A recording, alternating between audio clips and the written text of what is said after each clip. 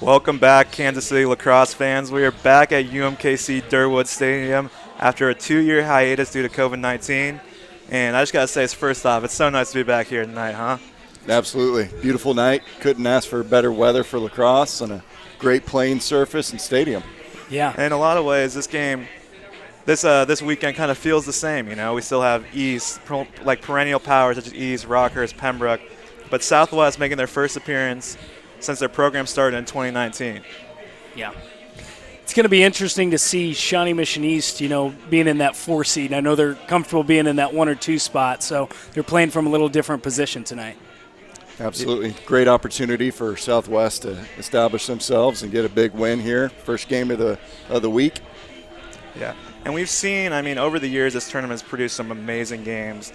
And something that I've always seen since I've started calling this in 2018 was just it's really hard to beat a team twice, and especially when you have coaches as accomplished as these. Coach Schmidt for East led his team to the championship game last year in this first year after Coach Garrett left. Teams like that, it's really hard to beat twice. These guys are ready. They played. East especially has played in these games before. 2019, they were in the championship game, won it. 2020, obviously no season. And then 2021 made it all the way to the championship game and eventually lost to Rockers in that game. So I'm really interested to see how Southwest handles being on the big stage for the first time, having the lights, having this huge crowd. The crowd was already rowdy. We saw everyone getting after it in the parking lot before the game. So everyone's excited and ready to go for sure. Yeah, nothing says I've been here before like the big tailgate before the game. So exactly. No, this is, when you boil it down to it, these are youngsters, right? These are young guys that are living their dream, right? They work to be in this position, and they don't want to let anybody down. Their families, their teammates, their buddies, their schoolmates, and that ends up with a lot of unpredictable games at times. And given that they are young people, there can be volatile swings in scoring, and that's what makes this game so great. You're never out of it, even if you're down by a couple goals. Yeah, and I'll look to Coach Leff for Southwest, who was at East he's from New York originally, moved to Kansas City, and he's been at East since he's been here for the last couple of years. So he has the experience of being in the championship game, coaching championship teams. So looking at how he is helping his team prepare, because he's the only guy in that locker room who's been in the UMKC Durwood locker room before. So I'm really interested to see how he game plans and helps his kids be ready for this game. Absolutely. No, that's definitely an advantage for Blue Valley Southwest. And these young people are always going to look to their leaders, and having one that's been here before is definitely going to make a difference. So we're getting excited out here. Yeah. The weather's beautiful. Teams are warming up behind us, putting in their final preparations, and we're ready to go here. Yeah, so before the game starts, do you guys have any players to watch or anyone you're looking to step up for their team tonight? So I think Mason Shutt is going to be pretty big for Shawnee Mission East. I know that he was really, really strong against Rockhurst at the face-off position, and he really just owned that position. So East is going to have to figure out a way to get possessions. I know last time these two teams played, it was 10-4 Blue Valley Southwest. So they had a real lack of scoring that they're going to have to overcome if they plan to win tonight. Absolutely. And for me, it's both goalies, right? Goalies are so key in this game. There's a couple positions that we always look for as key factors, and that's the face-off play and the goalies, right? At the end of the day, if you can score and you can win at face-offs, this is make it, take it. It's like playing make it, take it basketball. Exactly. If you can win these face-offs repetitively, that's a great advantage. And then goalie play, right? Great goal or great save is going to propel either team, and those are what we call juice plays. So looking to those key positions as well. Yeah, for me, for Southwest, the players you got to look at is the Faulkner brothers. You got a senior captain playing close defense and Connor Faulkner, and then you got a freshman who may become one of the greatest Kansas City lacrosse players to ever come out. This kid had 84 ground balls this year. He scores the ball in transition. He's an LSM. So he's just an incredible player, and those two working together, they like to get up the field. They like to put the ball in the back of the net, and I think that's going to be something East is going to have to limit if they want to have any chance in this game. And then on the East side, like we said, experience is there for them. And the two players I'm looking for are going to be Michael Moore, who's a defensive player, senior, and then George Stollard, who's also a senior. He's headed to Westminster next year to play lacrosse, and he's a senior midfielder. So just having those two guys who, will be able to ride the game out, and who played in the game last year in the championship game. Like, having that championship experience is something that's huge. And also, we like to say the kids at East, they're kind of players in May, you know. They kind of come to play at the end of the time. They don't love practice too much. I have to coach a lot of them over the summer. They don't like coming to practice, but then it's tournament day, and those kids are scoring every goal for me and making every big play. So I'm really excited for this game. It's going to be a great night. Yeah, to your point, Moore is just an absolute ball hawk. If there's a ball on the carpet, he's going to vacuum it up. So he's going to be, like you said, a player to watch tonight. For sure. All right, so I think we're going to start getting ready towards counting down. It looks like we have about 9 minutes left till the game begins, and we have about 4 minutes left until the actual introductions start. So, like I said, I'm pumped for tonight. It's going to be a fantastic night of lacrosse. We're so happy to be back at UMKC Durwood. Best facilities in the entire city, so it'll be a really good night. Thanks.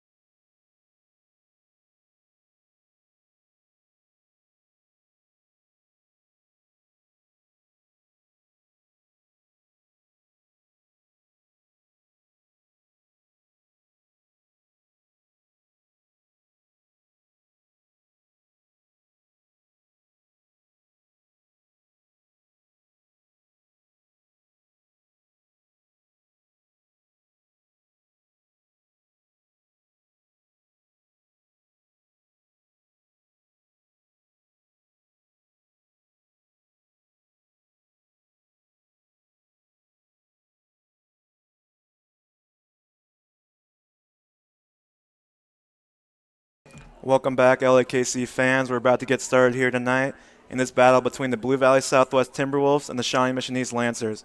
Send it to Jay Coleman. Send it to the public address announcer Jay Coleman for me. Good afternoon and welcome to the 2022 LAKC semifinal games leading up to the championship on Friday night. Our first game tonight features Lancer Lacrosse, the 4th seed with a 6-3 record, versus the Blue Valley Southwest Timberwolves, the number 1 seed with a 9-0 record.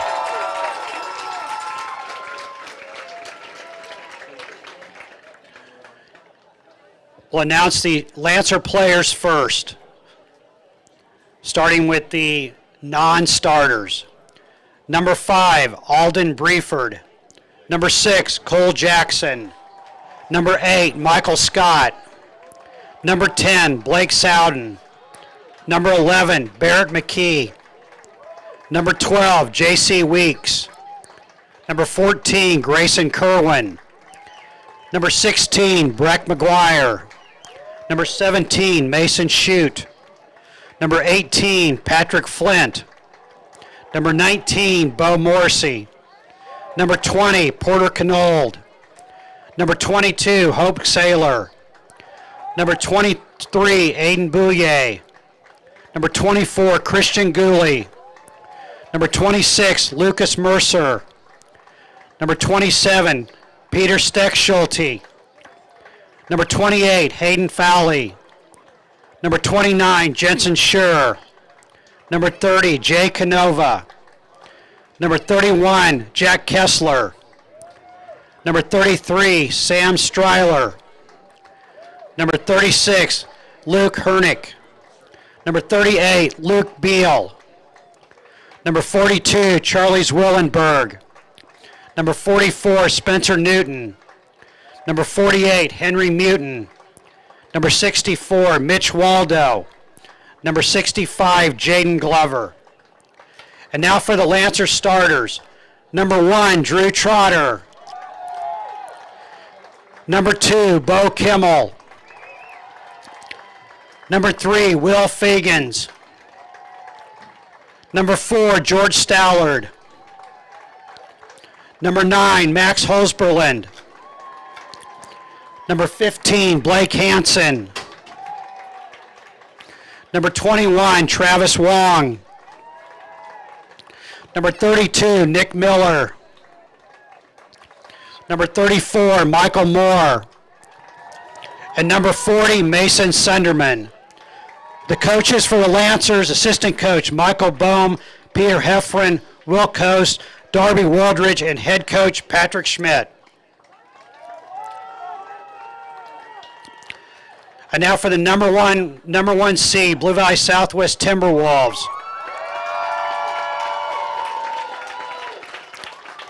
Number 2, Jackson Taylor. Number 4, Jackson Peterson. Number 8, Drew Siebes. Number 10, John Kerrigan.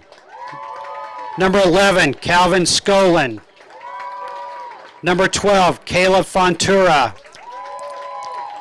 Number 13, Ben LaCroix. Number 15, Luke O'Brien. Number 16, Chase Hartman. Number 17, Gavin Hansen. Number 20, Karsten Fontura. Number 21, Andrew Warhay. Number 22, Austin Webb. Number 24, Gavin Grant. Number 25, Navin Patel. Number 27, Topher Thompson. Number 29, Zach Atkins. Number 36, Luke Atkins. Number 39, Cooper Strom. Number 41, Owen Aho. Number 44, Mason Gallen. Number 47, Ethan Watts. Number 49, Mason Watts. Number 54, Joey Lochner. Number 55, Aiden Morgan. Number 57, Landon Bartlett. Number 61, Hayden Worth. Number 77, Brady Jackson. Number 86, Landon Ridlesbacher. Number 94, Brent Sawa. And now for the Blue Valley Southwest starters. Number 1, Grant Rieger. Number 6, Brett Umentum.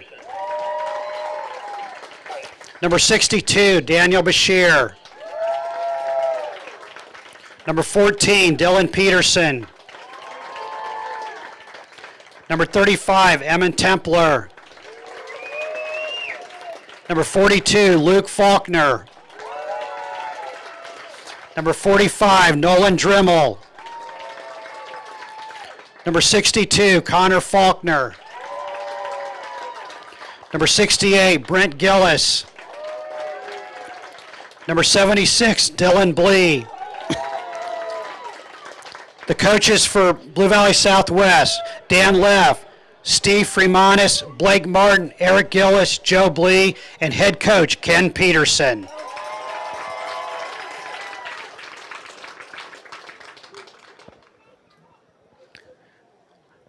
Everybody please rise and remove your hats for the national anthem.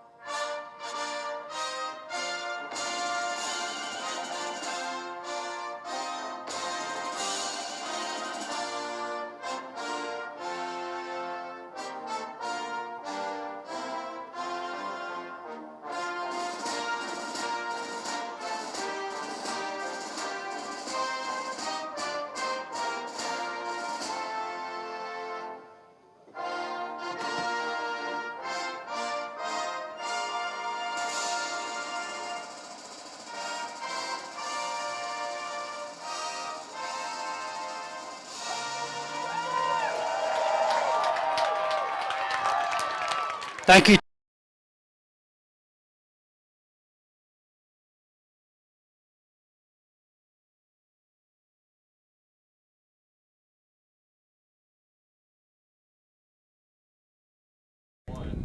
We are about to get underway here at UMKC Durwood Stadium. You gotta love seeing the kids holding the flag, the future of Lancer Lacrosse standing out there right now. And here comes our reffing crew. We got 4 refs for the night, obviously, for a bigger game. Some games have 3, but tonight we're going to go full crew of 4 refs. And what do you guys think about the atmosphere here tonight? I mean, when those kids are getting announced, it's electric in here, huh? Oh, yeah, everybody's excited. It's great to hear the families and friends right down underneath us. Everybody's pumped. And, you know, first game of the night, everybody's ready to roll, and these two teams are ready to make a statement to whomever they're going to play after. And we've had some pretty bad rain these last 2 days, and I mean, it's almost like the rain clouds moved just around us right now. It's a perfect blue sky above. It's just a great day for lacrosse. Absolutely, and to your point about all the rain that we've had, this new field service has sure taken it well. I mean, we walked the field before the game just to get acclimated with it, and there was absolutely no moisture on that field. Yep, so it looks like we're going to do the opening face-off, just like we talked about in pregame. It's how you can play Make It Take a Lacrosse. And we got 45, Nolan Drimmel for Blue Valley Southwest, and number 40, Mason Sutterman for Shawnee Mission East. Here we go. We're about to get underway. Goalies are ready. Face-off men are ready. We got wings that are ready. Here we go, boys. Let's have fun.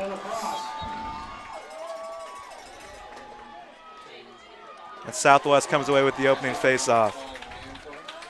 That's a key stat to start tracking anybody that's watching us online through the LAKC feed. Ground balls are key, right? We like to say ground balls win games. So keep a tally at home. Get your grease board out or a piece of paper and start tracking that. So it looks like Southwest is going to establish their offense. That looks like number 29, Zach Atkins right there. He's a second-team All-Metro selection this year. So I look for him, Dylan Bleed, kind of set the tone for the first possession of this game. You know, it's interesting to see Shawnee Mission East press out so far early. They were playing them, really high out of the box. So here's Atkins with the first dodge, a little high pick. Swim dodge. Good save. All right, so we got balls down on the carpet. This is one of the most exciting parts of this game. Really scrappy. Whoever, again, comes up with these ground balls wins advantage. They win the possession. It's very key. We see a long pull here from Shawnee Mission East. Number 34 picks the ball up, passes it back to his goalie. And that's Michael Moore, that first-team guy. We were talking about him early. I mean, he will just come up with the ball every time. And if you're Shawnee Mission East right now, that's a great first possession. But yeah, is that going to be a flag? It looks like it might. No call. Wow, it looks like it was a bit of a hold. So Southwest is going to get the ball back. Another huge part of this game is clearing the ball. If you can't clear the ball, you're just going to play constant defense. Atkins coming down again. One more pass. Yeah. And just another save. So two weak quick shot. saves. He got tied up on the shot and tried to bounce it, but getting tied up there by the deep hole really limited the speed on that shot. Easy save for the goalie.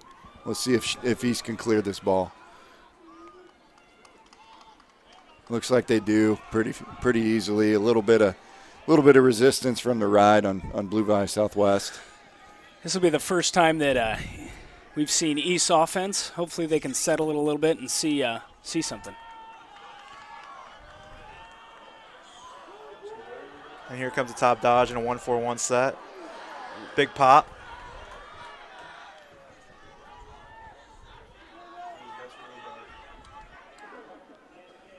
And it looks like so far they're dodging kind of away from those two guys we talked about earlier. They haven't dodged on either of the Faulkners yet. Yeah, the Timberwolves are making it really hard for Shawnee Mission East to penetrate. There's a picked off pass Number by a long 62, pole. Connor Faulkner right there. Yeah, you said Big he's going to pop be by- active. Boy, there was no ward call there, and it looked like he was using his arm to create a little distance, but early on, I mean, number 34, Shawnee Mission East defense, Michael Moore, he's anticipating the game at such a high level. Coming up and pressing on the ride, even though he's playing close defense. There's an unforced pass right there. he really has his head on a swivel in Moore. So here's Holzberline right now. He's another attackman who's going to be a big part of this game. They have Connor Faulkner on him. They're number one on-ball guy. So this is the kind of matchup that wins or loses these games, right? It's these guys who are playing number one versus number one, the two best players on each side of the ball playing against each other.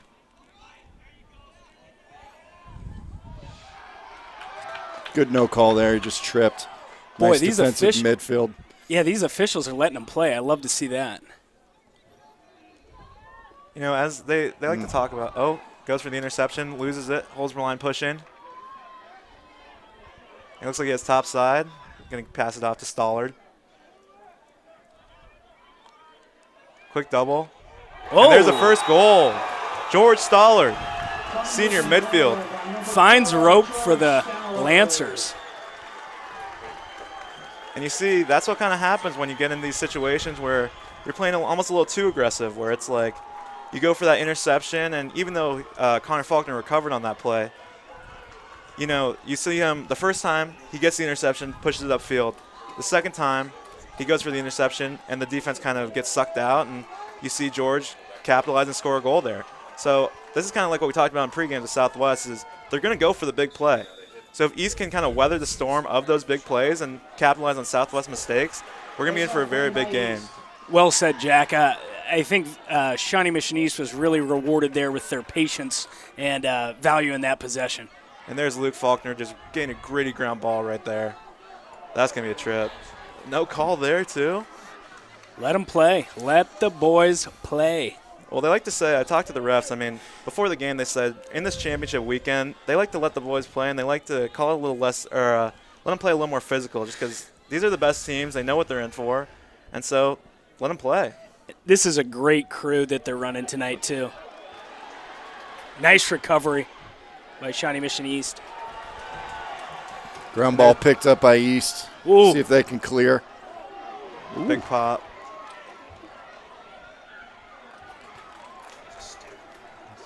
And there's Fagans picking it up. Another big attack line. East has always had these great attack lines. There's Holzberline. Deflected off the stick.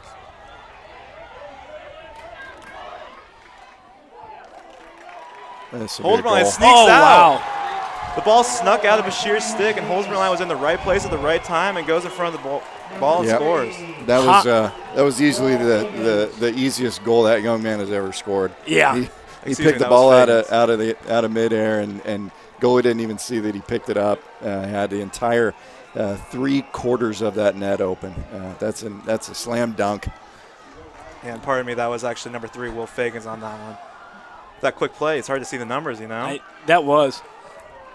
And, I mean, what a perfect start to East's game. I mean, 2 quick goals. They have 2 saves already, and I mean, one of them was kind of a weak shot. But so far, I mean, this is exactly the game plan they want.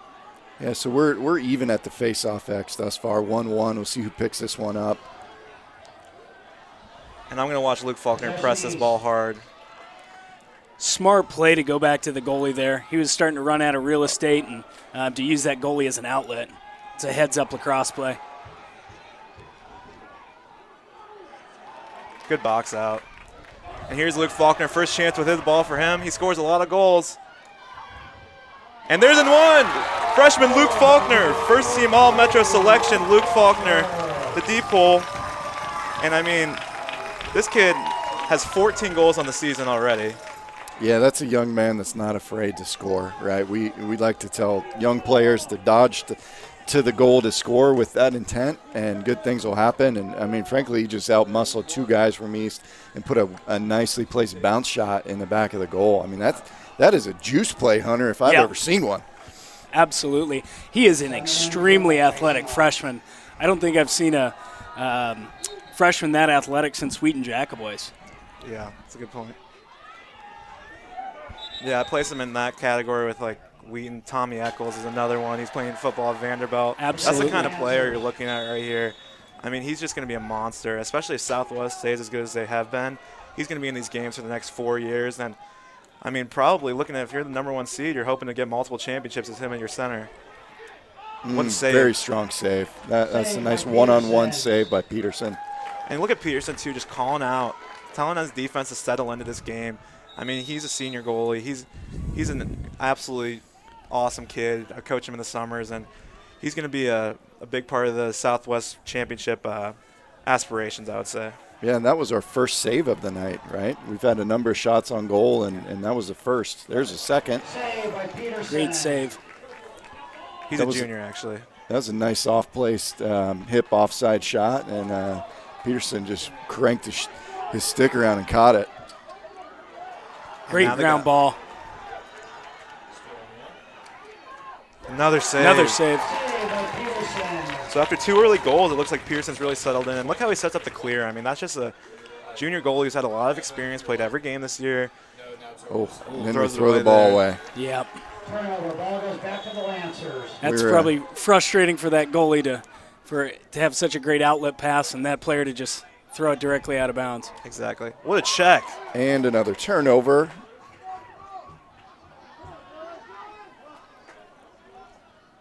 Great ground ball by Bo Kimmel. Oh, boy. Sometimes we call those long passes upfield a hospital pass, but that one ended up being all right. Yeah, I know that's one thing that Shawnee Mission East was really emphasizing this week was to eliminate those turnovers. I think they racked up about 30 the last time these two teams met, which is just unsustainable for a win there. Absolutely. Yeah. So here's Stollard with a short stick on him. I expect him to take a dodge here. It looks like he will. Goes over the top. Double's coming. Stollard runs through it. He's going to move it. I would like to see East have a little bit more offensive movement when people aren't dodging. It doesn't seem like there's really any rotation or anything. Yeah, they're starting to get a little stale there. Shot didn't reach the goalie. I think we had a deflection. We'll see if Southwest can clear here. And Michael Negative. Moore is sitting up at the 50-yard line right now on every clear. Ooh, toe drag by Mike Moore. And look at this is kind of what we talked about earlier in the broadcast, was just Shawnee Mission East is just limiting the transition opportunities by settling the ball. They're not trying to get in a foot race with Southwest, which when you're playing a team that likes to get up and down a lot, slowing things down really helps.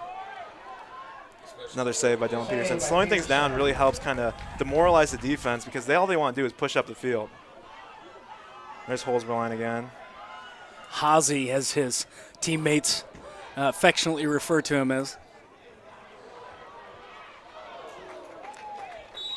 Something early I'm seeing a lot from East is just the ability to get ground balls in those clutch situations around the crease, which are just basically free opportunities to kind of get goals. Yeah, Southwest is not doing the best job clearing tonight thus far, and East is just hawking the ball, right? They're just on it all the time and taking advantage of those loose ball opportunities. Here's Fagans. Looks at crease. Another save by Dylan. Now here comes Atkins pushing transition. Like you said, this is their favorite part of their game is that transition play. There's a good look. Backhand shot misses. Wow. Okay, so those that are watching that are unfamiliar with this game, there's a shot there and it went out of bounds. Well, the team that is closest to the ball when it goes out of bounds wins the possession. It's a really key factor in this sport. Great one-on-one defense by Bo Kimmel right there. But he gets popped by Atkins. Yeah, nice clear out by Atkins right there. But Michael Moore, another ground ball. Like I said, he's going to be a ball hawk tonight. He's going to be like a Hoover vacuum. And there's another semi-fail clear by Southwest. Yeah, to me that's the stat of the game thus far is failed clears on Southwest's part. Which is really uncharacteristic. They've had such a well-rounded game. It's interesting to see them struggle at the clearing game. I think the mishandled pass by Fagans.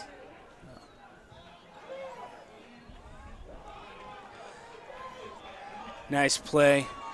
So you can't see on screen right now, but Shawnee Mission East is actually running a 10-man ride with their goalie out of the net. You know, we've seen in the college game this year that 10-man ride has been picked apart a little bit. You see some of those long poles shooting from 50, 60 yards, and some of them are hitting cage, but if not, like Andrew Elmer said, if they're backing that shot up, that's as good as a clear. So yeah, we ran a 10-man ride this year, and, I mean, the thing is, it's all about statistics, right? You might let up 1 or 2 goals running the 10-man ride, but so far what's working for them is good save. What's working? Oh, there's the first flag of the game. First laundry we've got.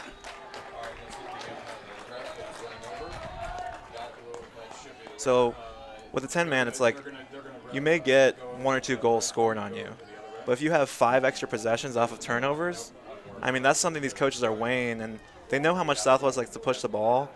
So having more guys out there to guard, what you do in a 10-man is you send one of your D-poles up towards the midline to kind of hawk the ball, and that's what they've been doing, how we've seen Michael Moore get 2 hits already. So let's look at the call. In rules, we man up.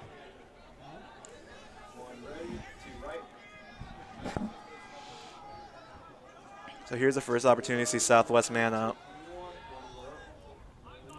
I'd look for 76, Dylan Blee, to take a shot here. This guy's got a cannon. He steps in. Oh. Airmailed that one. Yeah. It's good though. It's good to get these shots on the goal, get the defense moving, have the goalie be aware that shots can come from any one of the players. The key here is to move the ball as fast as they can on this man-up offense. You don't want to dodge. You don't want to move the ball with your feet. You want to move it with the stick. Yeah, that ball is always going to move faster than the opposing player. Looks like Crease might be open here too. Yeah, it's just what we're seeing from Southwest is just not really a fast-moving ball in the air type of extra man, and now that we're back to results even. in an even situation. Nice little interference check there. And that'll be the end of the first quarter. That's the end of the first quarter. Lancers 2. I mean, what we want to talk about juice plays, shutting down completely a man-up unit, having one pretty bad shot to end the first quarter up 2-1. I mean, I think that quarter went about as good as Shawnee Mission East could have wanted it to go. Yeah, if I'm Coach Peterson, I'm getting the guys together and I'm saying, hey, the Lancers are here to play tonight, right? And we just had an extra man opportunity, and we tried to carry the ball with our feet. We got to play with our teammates and move the ball as fast as we can as we see the skies opening up and rain's coming down. So we're going to have some wet lax. It's going to result in some interesting possessions of the ball and interesting passes. We'll touch on that more here with the stick. Talk about the pocket, but conditions are changing right now. So we welcome you up into the booth here at LAKC, the LAKC Championship. We have a nice little perk of being indoors right now as the rain's coming down outside. But I didn't see any thunderstorms or lightning on the forecast, so as long as that stays away, we will play. Absolutely. I see clear skies off on the horizon, so I think this will pass. Hopefully this is short-lived. There's a good shot at it. Yeah. If we can go back to the camera in the booth here, I'm going to highlight, brought a stick from home. Actually, Jay Coleman, the president of the LAKC, lent this to me back in the day. This stick, the pocket is made of mesh, right? And this is a hard plastic frame that it holds to. This mesh, when it gets wet, will get a little baggy, and it makes the ball a little more challenging to throw and catch. So just something to be aware of. It's an element that's unique to this game that our interesting viewers at home might be cluing in on. For sure, that's definitely going to be a huge thing. And there's East winning a Wow. face-off right off the bat. The rain has picked up, and it is really coming down. And, I mean, just like there, you saw an errant pass right off the bat. That, I mean, just like we were talking about the stick, that's going to happen more and more. Yep. Nice this is backhand great. pass. Here comes Luke again pressing. This is great. So one of the nice things about this surface is that it will not get muddy, but it does get slippery, right? Because it is plastic grass. So, well, let's see how the play on the field changes with all this deluge of rain. And the ball just sticking on the turf. Ball will also roll more on the ground as well. Usually if it's the turf's a little slippier. But we'll see how the turf reacts with the rain. Yeah, this has been a low-scoring game thus far. There's been a lot of action and with a ton of turnovers. I would be shocked to see if this game, if we get a lot of goals in the second quarter with these conditions. But we'll see. You know, I would agree, especially with this rain coming down. I think we're What a goal. There we go. Shawnee Mission East with another one. Some top cheddar right there. That's a beautiful take, right? Yeah, it really was. We talked That's earlier. number 22 Sailor right there. Hunter and Jack, we touched on earlier about dodge to the goal to score, right? Don't just dodge to pass. And who was that on the goal, Jack? Sailor, number 22. Oh, just a tremendous man-on-man play where he said, I'm gonna square you up and I'm gonna take you to the hoop and I'm gonna dunk it on you. And that's exactly what we saw there. And we see that momentum carrying over from the first quarter for East.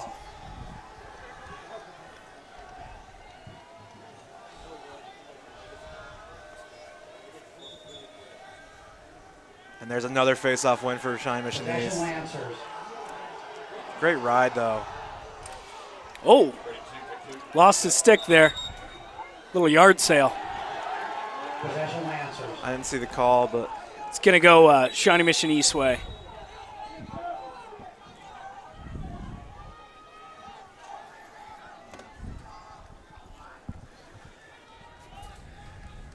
The rain's dying down here, and the action on the field is heating up. Though we got a lot of checks, we got a lot of body checks, sticks flying. Just really a fun game thus far. And I can tell you from up here, the Lancers have come to play, and Southwest is not matching their energy. You know, as we talked about in the pre-show, that Shawnee Mission East is used to this stage, and they look comfortable, and the Timberwolves don't. quick double right there by Bashir.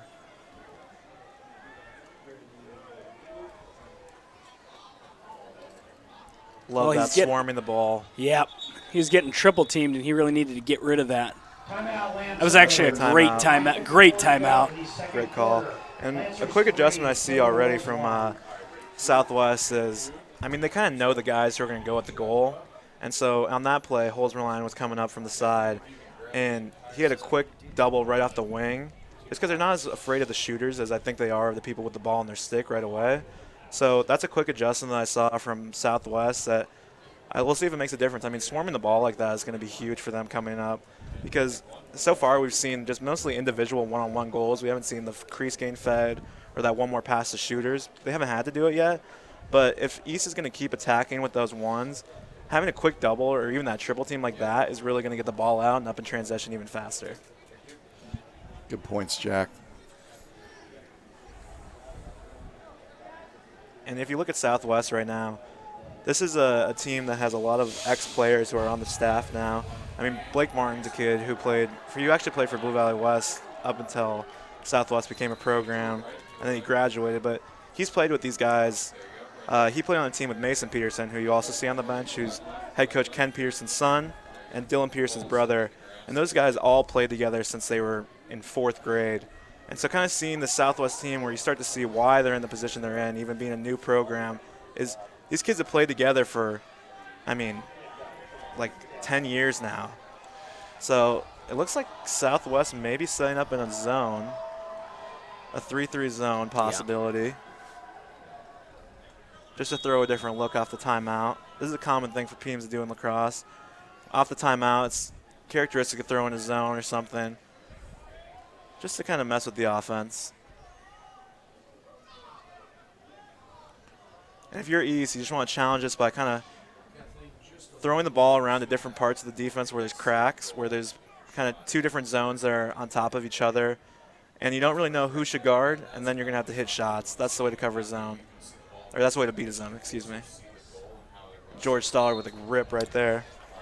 Just a missile right there.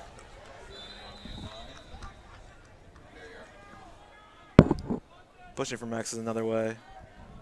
Toe drag. Oh, great save. Save by Peterson off a shot from Holzberg. And here we go, up and out right away. Yeah, Faulkner's pushing. Peterson is really keeping these guys in the game. His teammates are just letting him take shots, and he's tracking them and picking them out of the air. They just need to stop turning the ball over and valuing that possession on offense. We'll see if they can do that here. Yeah, he really smelled that shot coming. He looked like a bloodhound on that. Yeah, and getting the ball out quick is another way to beat the 10-man ride, because when they can't set up in the 10-man, there's a shot. When they can't set up in the 10-man quick enough, it becomes completely obsolete, and honestly, it leads to more turnovers.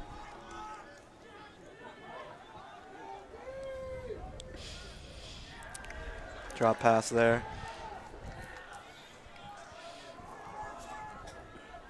I'd love to see Dylan Blee get active here. I mean, this is a kid with 55 goals on the year. His team needs one now. I mean, especially if it's going to be a low-scoring game, every goal counts. Dylan's a big kid.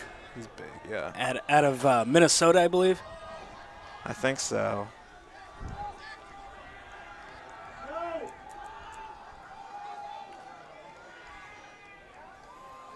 Little bull dodge right there by 2-5.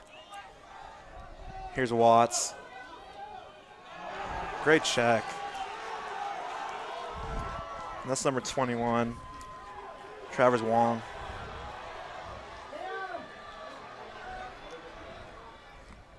Well, they certainly didn't value the possession there. It was some weak dodges and then just dropped the ball on that last dodge.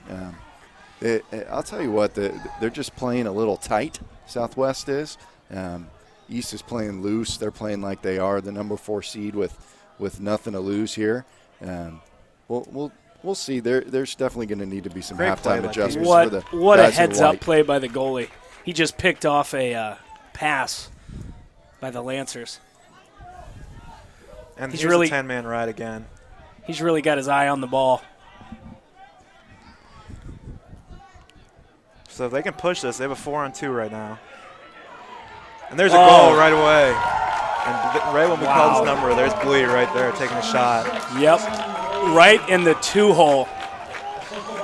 So So that's the danger of the 10-man ride is you're going to come back in situations and you're going to be having to figure out who to guard right away. And I mean, that just pings the corner. Wow, Yeah. that is some premium Gouda right there. And even though it feels like East has kind of been controlling this game, I mean, it's still only 2-3, you know. Southwest is right in the game. Yeah, it's a low-scoring game, and I'll tell you what, I feel really bad for that goalie. There is nothing worse than eyeing up a rip from a crank shot from about 8 yards. Yeah. It's one of the most terrifying things in sports. I can attest to it. Yeah. Playing goalie in summer league alongside Hunter on the close defense. You don't like to see those. So That was interesting. We actually saw Faulkner taking that face-off and winning it to himself. And here's Michael Moore. These are two first-team All-Metro kids on each other right now. Oh, Great defense by Moore. Here's Atkins with the ball up top. we'll see if that last goal propels these guys to up their energy and efficiency in passing and catching. Yeah, with the rain and the valuing the possessions, I really do think this is going to be a bit of a grind-out game. I almost think it's going to be the first 1 to 10 has this game. Well said. And you hear East student section getting loud over there. We got guys with shirts off on the Lancer sideline. Yeah, I was just noticing that. He's probably going to be on the front page of the Harbinger tomorrow. Exactly. They're hype. Here's another key ground ball won by the Lancers. And look at that. You see 3 guys going to that ball, even though they're on defense. Oh, what a great look. play. Oh, beautiful lacrosse. Fagans to Hazy. What a play. Hazy. Boy, he just whizzed that by his ear. Yeah. I mean, that's just a great play in transition. That is just a Let's nifty take a look at lacrosse this. play. He just, as I said, just whizzed it right past the goalie's ear there. Just great lacrosse, tic-tac-toe, quick shot. Can't save those. Good luck. Wheel, snipe, celly right there. Absolutely, Hunter. And the shirtless guy on the sidelines loving it. Absolutely loving it over there. Oh, yeah. Does he have white shorts on? Let's hope he's got some undergarments on. Here's Faulkner on the faceoff again. No push call there. And they get the ground ball. So it looks like what they're thinking about doing is putting Faulkner on the faceoff. He might not win the clamp, but he's going to have a really good chance. I mean, let me pull up my stats real quick. I mean, I think he had 84. Let me see. Yeah, he had 84 ground balls this year. I mean, that's just one of the most impressive stats I think we've had. It's just a monster at the ground balls. Yeah, I don't want to get too into this here, but it looks like Luke is hobbled by something. He's over there on the ground right now, and I noticed as he ran off after that face-off, he's struggling getting off the field. Hopefully we're just having some cramps.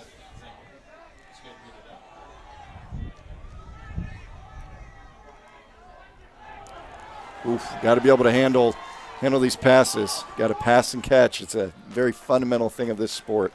And, I mean, they can make it easier for them, especially if they've been struggling now. Oh, push good in ride. the back. Oh, my. Just letting him No play. call. Great play right there. Just an alpha play. I want the ball more than you. And here we go. We're getting a little chippy, a little more physical now. Not sure about that one. That's going to die. Oh, no, it goes out. It goes all the way out. Possession Timberwolves. And here comes Shawnee Mission East laying up in the 10-man. Michael Moore is all the way at the 50-yard line looking for someone to guard. He's hungry. It's like a wolf. Just wants to feed. That's another way to beat the 10-man, making great passes Yeah. like that. And here comes Shawnee Mission, Blue Valley Southwest. They're going to slow it down, though. Very Smart play. strategic. Coach may have called a yellow call there to tell him to slow it down, and they don't have the green light. Good spike pass. I like to see Southwest running more of that. They started with it in the beginning, just kind of a pick play on the corners, the top corners, and I think it really can help confuse some of these middies, especially when they get stuck on transition, when you have offensive middies playing defense. I think it's going to be really huge to set those picks and confuse them. Here's Blee going at Mike Moore. Oh, another picked off. Boy, these net minders are the star of the show tonight. And there's a turnover on the clear. Yep. If I'm Southwest, I'm getting hyped for that. Yep. Surprised their bench wasn't a little bit more animated on that.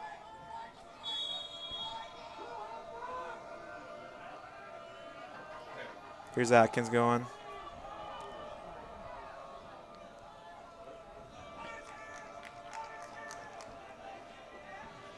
Selling the ball. Gonna take a dodge.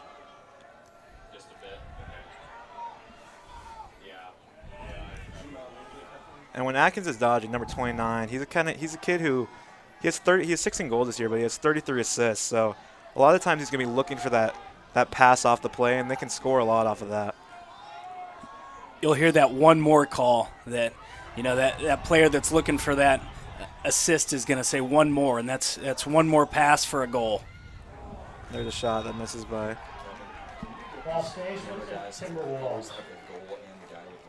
2:35 remaining in the first half. Okay, so there's Blee subbing off right there, actually.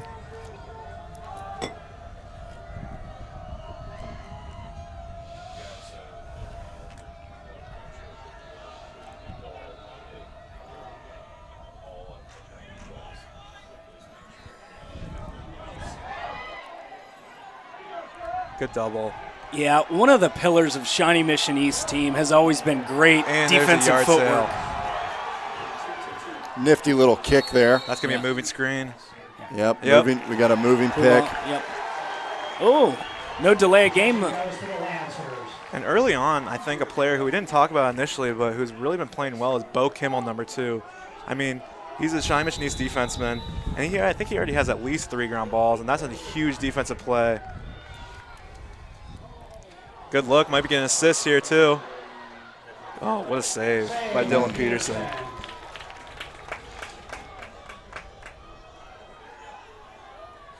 That would have been a great time for him to throw a low fake and then go high, take that elevator all the way to the top. Yep, that's the risk you take when you push too hard in transition. There's another check by Bo Kimmel. Yeah, great stick. He made Ball stays with the Timberwolves. made that shot go errant.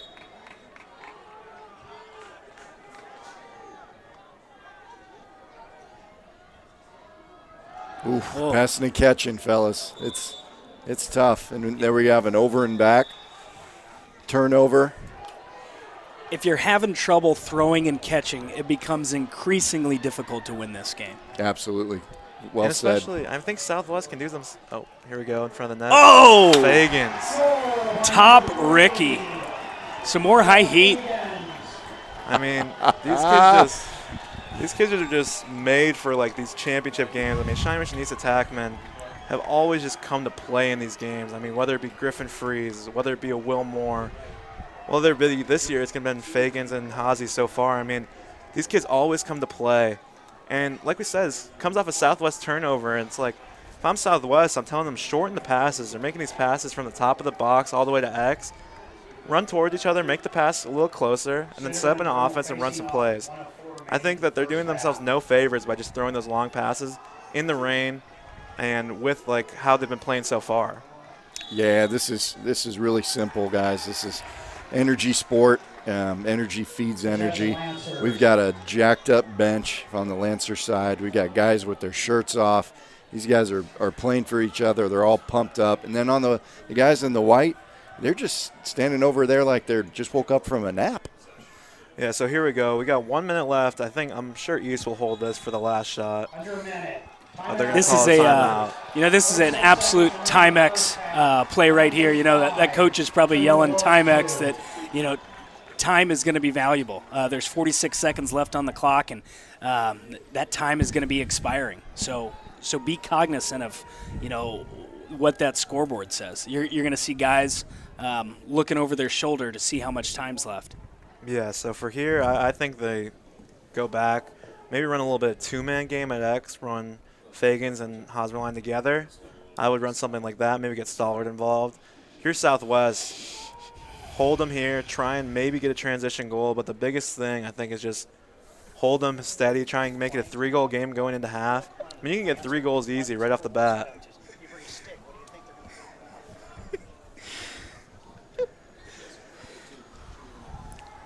We got a little interference coming from the booth next to us here. We might have to shut the window.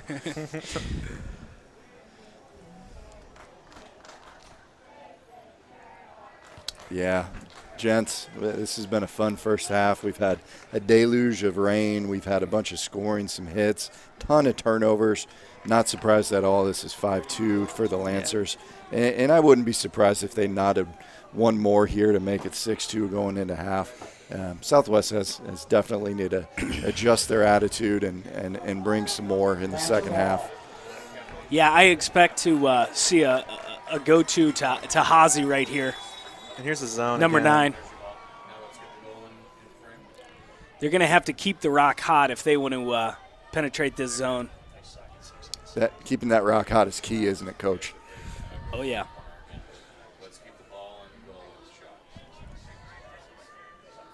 Dylan Peterson directing traffic. Great save. Yep. Save by Peterson. Backed up. 22 seconds in the half. Lancer ball.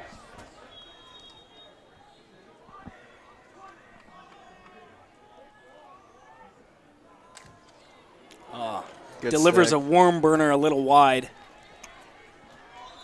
Good job collapsing by number 12, Caleb Fontoura. You got time for about 2 more shots There's a toe here. drag. Oh, and there it is. Absolute ripper. Expose the wind. Jack the I Ripper. said Jack the Ripper right there. Max the Ripper. Jeez. Max the Ripper with a little low to high heat. Wow, it's they the toe are- drag.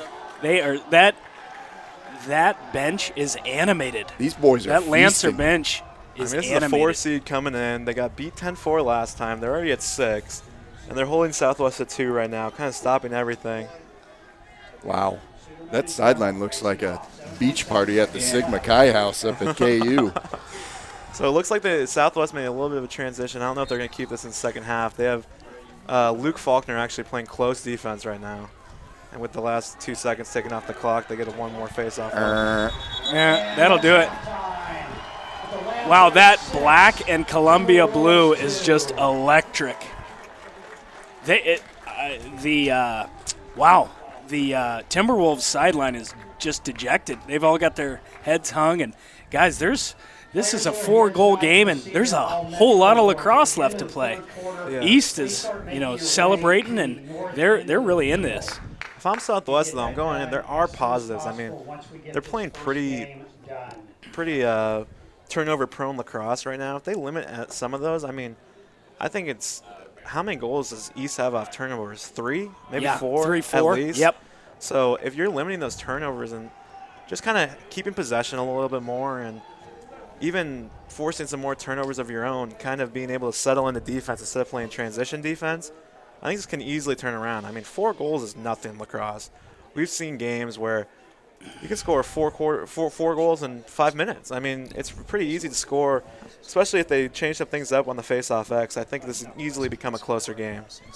Yeah, goals come like water in this sport. And again, I've said it already. I don't mean to be a broken record, but lacrosse is a game where guys feed off each other's energy, right? Whether that's a great save or a guy just or Max there just hammering that last goal in low to high, like that just feeds your teammates and your fans, and it results in more energy, right? And Southwest is just they need to basically restart coming out of the halftime locker room.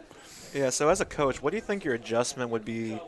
What adjustments as Southwest would you be making in the locker room after watching that first half? Jack, that's a great question, and Hunter and I have coached many years together, and for me, the first thing I'm telling these guys is, hey, this is a 4-goal deficit, right? This is not insurmountable. I'm going to say we need to be more efficient in our passing and catching, right? So if you're passing the ball, you need to run towards your teammate that you're passing it to. And if you're receiving that pass, you need to go support that pass, Absolutely. right? Go Accept get it. that. Don't think that a guy is going to make a perfect pass to you from 40 yards, right? It's really difficult. So they need to move their feet quicker and they need to pass more efficiently. And honestly, the key is to eliminate turnovers. They have. I stopped keeping track when I reached about 5 turnovers that resulted in changes of possession over to the Lancers. Yeah, one of the things I really think is this isn't an X's and O's issue for Blue Valley Southwest. This is a stage issue. And one of the things, the first thing I'm telling my guys is, guys, relax. There's a great scene in the movie Hoosiers where the coach shows them that it's the exact same dimensions as where they play their home games, and that's one of the things I think you've got to really touch on here as a coach is, guys, relax. This is the same field that we play on every day at practice, and do what you're comfortable with. I think the stage is a little big right now, and this is their first time here, and they just need to relax. Absolutely, well said, Coach. And there's some bright spots. I mean, Dylan Pearson has been a bright spot in cage. He's making good plays on the clear. He's making good plays in net. And I think for them to win, he's really going to have to keep playing, standing on his head and goal. And if I'm Southwest, I'm kind of running more of that two-man game up top. I think they got a couple good looks off of that. And I think they just need to put their players in positions to kind of make, score goals, basically. So for, a guy like Dylan Blee, he has a goal already. He had that rip. But Michael Moore's been playing pretty solid defense. Well, the way to get around that is just to set picks, And I'd love to see, a 29 Zach Atkins, his guys coming to set a pick on Dylan Blee and kind of getting, just some different looks for this Lancer defense, because when they've been scrambling, that's when Southwest has been able to get goals. And so far, Southwest just hasn't been moving around enough to really get those openings, I would say. Boy, this is fun watching the halftime festivities here. You see all these youngsters, the real young guys out there. See some guys young kids that look like they might be in second grade out there with sticks, just playing around. So we love to see that. Hopefully nobody gets hit with an errant shot. I think a young lady almost got sniped there, but the future's bright, right, for Kansas City Lacrosse. And if you're listening in and you want to get involved, look up the LAKC, right? Fire up the Google machine and type in LAKC and do some research and see how you can get involved. Yeah, the nice thing with Kansas City Lacrosse is it's all connected under the LAKC banner. So they have youth lacrosse, they have high school lacrosse, they have everything. And the nice thing about the lacrosse community, especially in Kansas City, is it's a pretty tight-knit community, and everyone's pretty open to getting you in a position where you are playing good lacrosse, playing fun lacrosse all summer into the spring. So I think just kind of looking around, looking at different resources, you can find a bunch of great places to play. Yeah, well said. The Kansas City lacrosse community, super tight-knit. I mean, all these guys know each other, and they all, after the game, these guys will go out and have a beer together, and it's a lot of fun. Yeah. And I mean, I coach summer ball right now, and our first summer practice has about half the starting lineup on it from both teams. And they'll all be together in 2 weeks. We'll be preparing for summer tournaments at Top Gun. So, I mean, these kids all know each other. They've been playing together for years, and that's why you see these close games, because they know exactly what they're getting into before the game. They know who they're going up against. They know their matchup, and they know what's going to have they need to do to win. So, boy, here's the sun, fellas. We got the sun poking out. I mean, what are we going to get next? A little snow. I mean, it is Kansas City. Maybe it's not completely out of the cards. No, never is here. We'll see. Boy, this is a beautiful field. Many thanks to the folks at the University of Missouri Kansas City for putting this on, and I can tell you that these kids are pumped to be playing out on this great playing surface. So, Coach Elmer, tell us a little bit more about the field surface. I know that's kind of one of your areas of expertise, right? Well, professionally, I do stadium architecture, and part of that is the playing field. So that is what we're looking at. It's not grass, okay, if anybody's curious. It's infilled synthetic turf, okay? So it's basically plastic grass blades that has infill of sand and rubber granule in it. It's ideal for lacrosse in the fast game that this is, and picking up ground balls is incredibly efficient off this surface versus a natural grass surface. But it is a little slippery, and it definitely is warmer, right, for those hot summer and late spring days. Yeah, so for me, kind of coming back here and seeing this like new field and everything, I think something that's pretty cool would be if UMKC, and I don't know if this hasn't been in the works or anything, but with Lindenwood going D1, becoming a D1 program, I've heard rumblings that Creighton may be a team that's going to add a D1 program. I think UMKC is pretty set up to have an awesome D1 lacrosse program in the future, maybe even a girls team as well. I think that as we keep progressing, lacrosse is kind of really blown up across the Midwest in the last, 10 years maybe. And so you have a lot more club teams competing on the national level. You have a lot more talent that can be pulled from. And, I mean, looking at these teams out here, there's a lot of guys who are going to be playing in college. I mean, Michael Moore is going to Stevenson, which is a top D3 program. I think they were ranked 15th in the country this year in D3. Westminster has been a perennial, really good team in Division II, which is where George Stoller is going. So these teams are, Luke Faulkner is going to go to a high, in my opinion, go to a D1 school with just the looks that I've heard him getting so far. So I think, like, as the talent keeps growing, areas like here in Minnesota, Ohio, are just growing in lacrosse. And I really think that UMKC would be a great place to put a Division I lacrosse program. And if you look on the left side of your screen right now, if you're still with us or if you're taking a little bathroom break at halftime, Pembroke Hill is actually arriving in the bus right now. So they're going to be playing the next game against Rockhurst High School. I think that game starts at 8:30. I think so. I know we had a little bit of a delay just due to the weather, so we'll keep you posted. Yeah, we'll have to go get a cup of Joe to be alerted for that second game, but we'll be here. We'll be ready. Yeah, Jack, to your point, when Coach Elmer and I were playing in high school, there were 3 teams in the Kansas City area. It was Rockhurst, Pembroke Hill, and then it was the Blue Valley Knights, which was a culmination of the Blue Valley schools. So it has certainly grown quite a bit. I mean, we had to, hop in cars and buses every weekend and drive across the state to St. Louis to get our high school games in. And here comes Shawnee Mission East, and the parents are obviously excited to bring him back out. We'll see if the momentum this is kind of different than a normal game. You could go all the way back into the locker room during halftime. Usually in these high school games, the halftime's 10 minutes, but you kind of go down to the corner, sit in the corner with your team.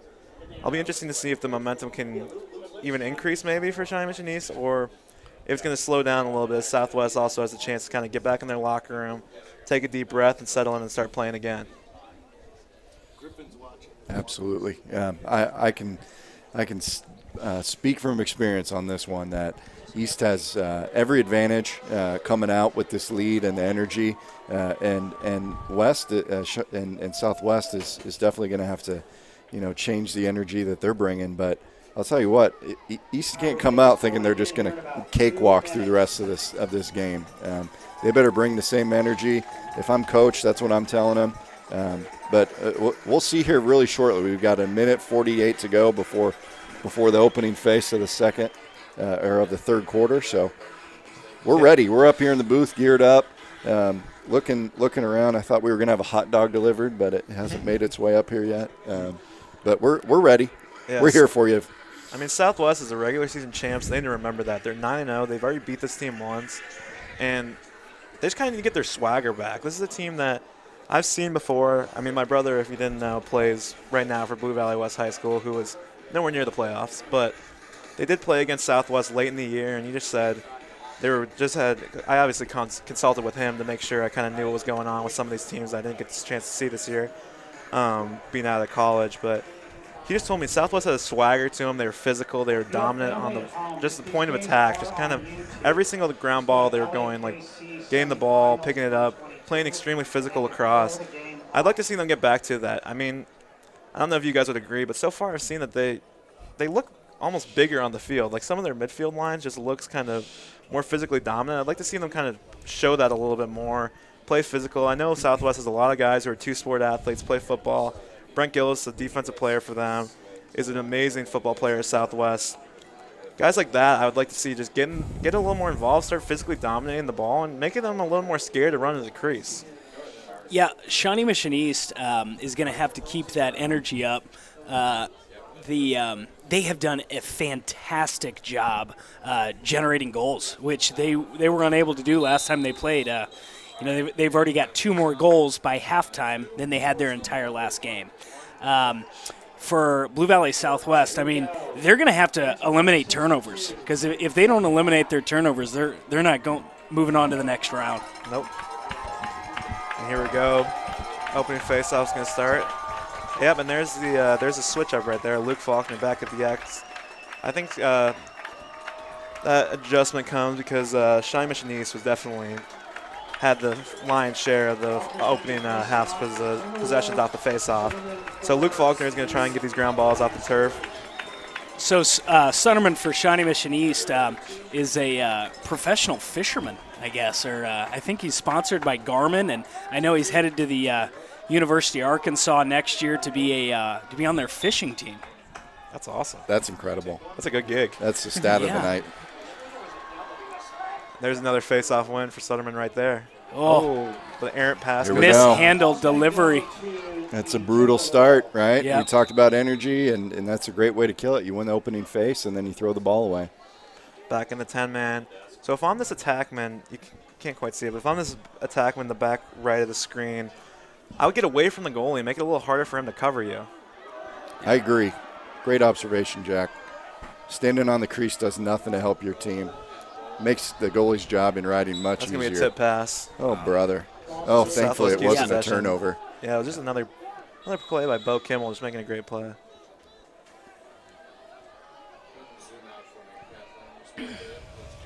And the hard thing about trying to make these long passes or making the passes shorter is Shiny Machiniste loves to press out so much, it's hard to make those passes shorter. Good double. Efficient double. Turned him back, pushed him under GLE. I'd move it right back to Blee if he doesn't have Michael Moore on him right now. Take every chance you get to not dodge on him. Yeah, and they look a little confused. Watching Southwest, everybody's passing the ball around kind of like, hey, who's going to be the guy that takes a shot? There it is. And there he is. Back in it. High bouncer. 76, Dylan Blee.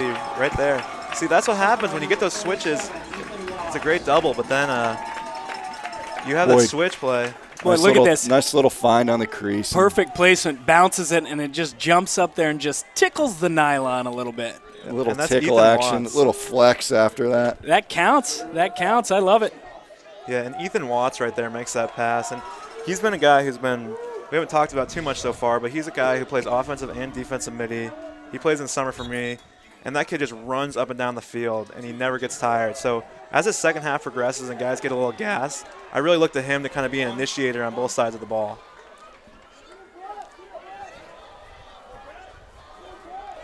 Good ride. Gotta move it. Really good ride. And there's Luke Faulkner with the ball. Yeah. Oh, what a move. Wow.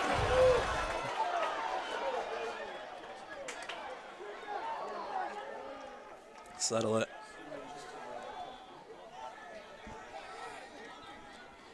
Yeah, Luke is he's a fun player to watch for such a young guy. Those are advanced ball handling skills there to be able to roll with a 6-foot pole. Oh, pass. If I'm on the sideline, I'm just pretending I just shot that. Yep, you just kind of got to pretend nobody saw that and keep playing. Move on to the next one.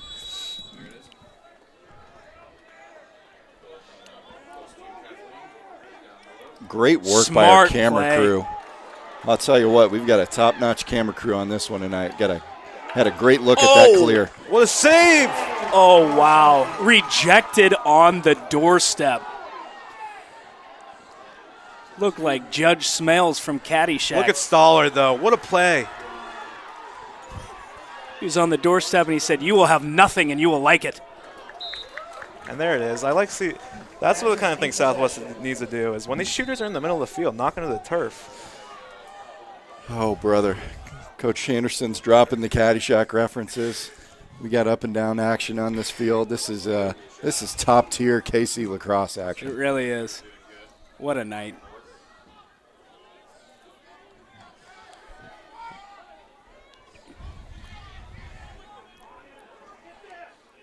Oh, eat it. Love it, Cooper.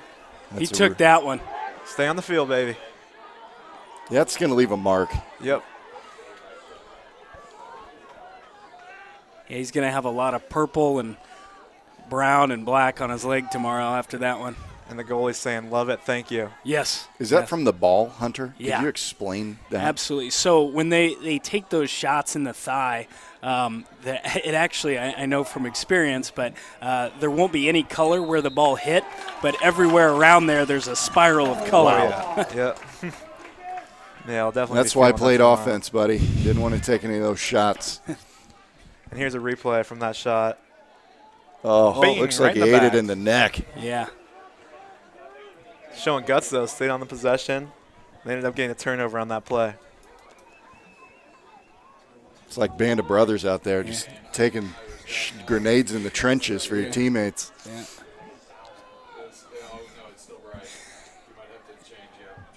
And here comes a Rockers Jesuit walking up on the backside of the field. How good is that game going to be, huh? It's the second game of the night, and that's the 2 versus the 3, so might be a little tighter. There's a Although, great run. we're seeing, the 4 seed, come out really strong tonight. And that's something we heard from the coaches, that these 4 seeds, I mean, a lot of them, all the games are almost 1-goal games. So even though Shawnee Mission East was a little below, Save by Schwab. they Great played save. Rockers close. They played Pembroke close. So they were right there this whole season. It's kind of been a top 4 this whole way. Here's Michael Moore on the clear right now. He can get up and down the field, too.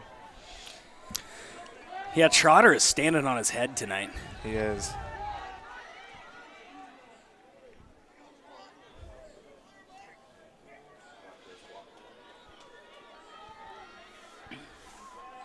Here's Grayson Kerwin up top with the ball.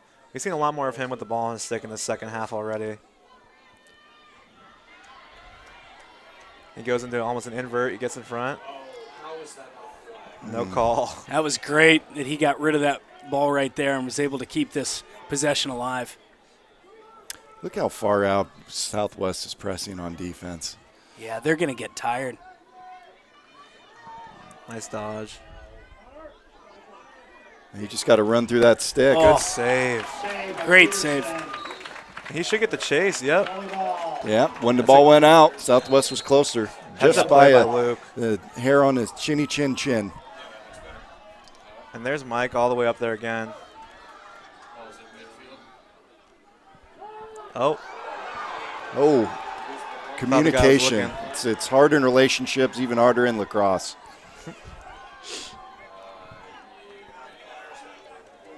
just what I've seen so far is just East is playing so smart, just so well coached, just settling down, not getting too hectic on the clear, anything like that. Ozzy saw that right there, that there was no way that they were going to beat a 5-on-6, basically. So he just settled the ball, let them set up in their offense. Knowing the Southwest defense is also gas, not letting them sub.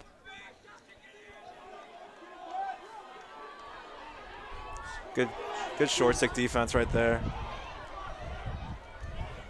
Looks like hot potato out there. Great pop. Great find. I'd like to see this defender get up a little higher. Good save. Yeah, that short stick defender really tied him up and made that a difficult shot, and it was an easy save for the keep.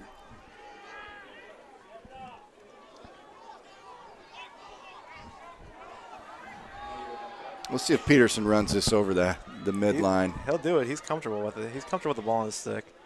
Oh, Dangerous pass. Southwest needs a ride here. yeah, that's a great way. The riding game is a great way to find some possessions and generate more scoring opportunities. And East had a really nice clear there, just simple. They're just gonna transition into their offensive set. Oh, Aaron pass. wow. It's a gift for Southwest right there. Yeah, Yep. like a Hallmark greeting card. 2 more of those, and the guys got to put the shirts back on the Lancer sideline. But even now, like Southwest isn't getting hyped for that play. It's like those are the plays that win games. Yeah, I those agree. Failed clears, failed possessions. I'd love to see them get into a little bit more into it. Well said, Jack. Here's a strong dodge, but Oh, brother. Oh, Illegal is that substitute. another 7. moving screen? They've got 7 Oh, on 7. offense. Yeah, that's considered cheating in this sport. That is a penalty. Oh, I think they're going to call a flag on something else. we got some more laundry. So I I think it should just be a change of possession on an offensive team offsides. But, or is that the flag? We'll hear from the ref right now.